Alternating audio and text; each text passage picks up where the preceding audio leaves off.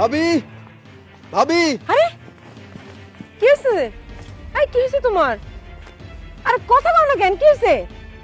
তানিয়া, আজকে অফিস থেকে আসার সময় মাথা ঘুরে আমি পড়ে গেছিলাম। ডাক্তার পরীক্ষা নিরীক্ষা করে কইলো কি আমার নাকি 2টা কিডনি প্রায় নষ্ট হয়ে গেছে। হায় আল্লাহ, তুমি এসব কি করতেছো? ঠিকই কইছি তানিয়া, আমি আর বেশি দিন বাঁচুম না। তবে কেউ যদি আমার একটা কিডনি দেয় তাইলে নাকি আমি বাইসে থাকুম।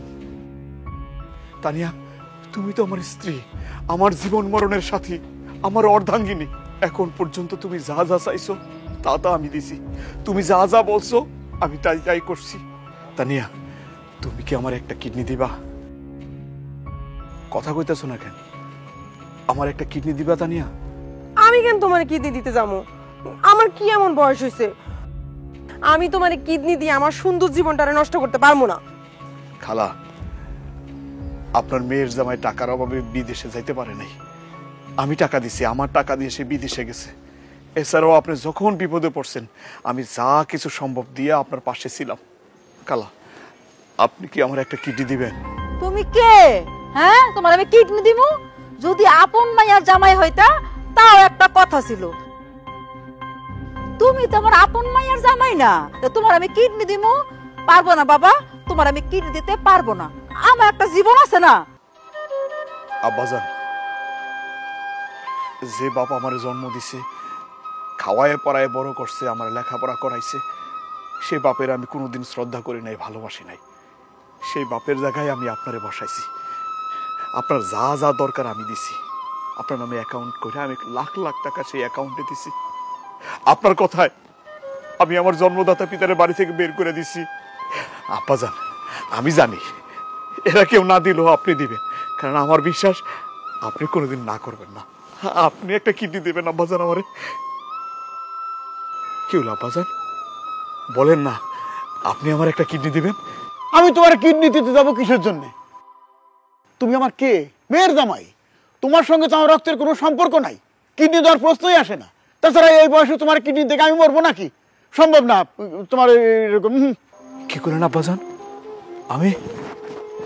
আমি আপনার আপন ছেলে না?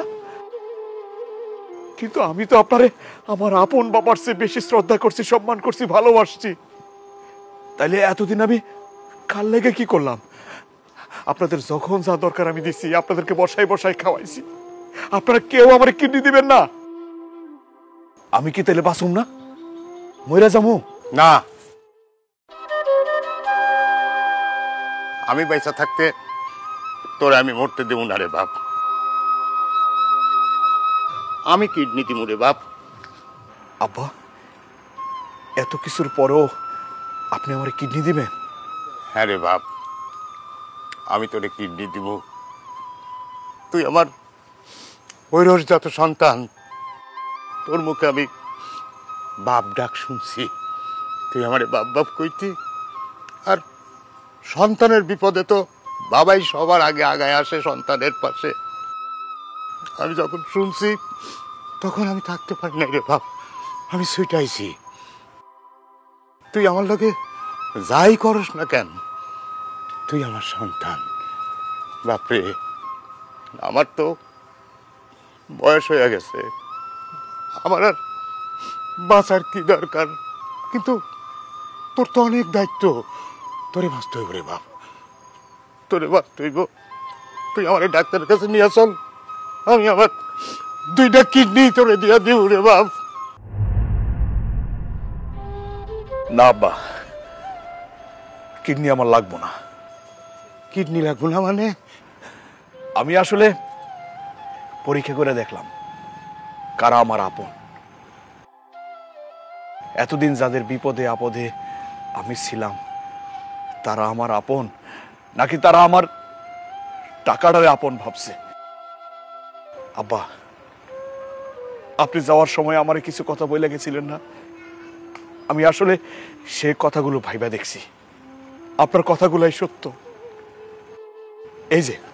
এই যে আমার শ্বশুর, সত্যি ওনার পোলা ওনার বাড়ি থেকে বের করে দিছে, কারণ একদিন উনিও ওনার বাপ মারে বাড়ি থেকে বের করে দিচ্ছিল।